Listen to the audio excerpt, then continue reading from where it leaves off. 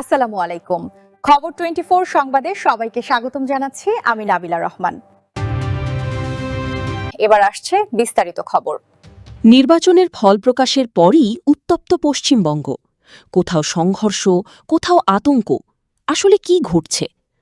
পশ্চিমবঙ্গের সাম্প্রতিক নির্বাচনের ফল ঘোষণার পর বিভিন্ন এলাকায় ছড়িয়ে পড়েছে উত্তেজনা ও সহিংসতার খবর। সামাজিক মাধ্যমে ভাইরাল হচ্ছে নানা ভিডিও ও দাবি, কিন্তু বাস্তবতা কতটা সত্য?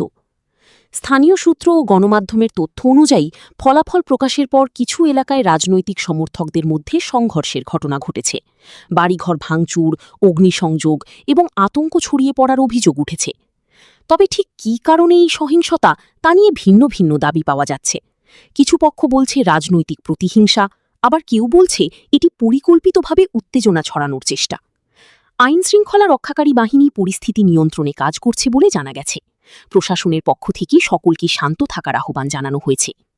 বিশেষজ্ঞরা বলছেন, সামাজিক মাধ্যমে ছড়ানো ভিডিও বা তথ্য যাচাই ছাড়া বিশ্বাস না করার জন্য, কারণ অনেক সময় পুরনো বা ভুয়া ভিডিও নতুন ঘটনার সঙ্গে যুক্ত করে ভাইরাল করা হয়।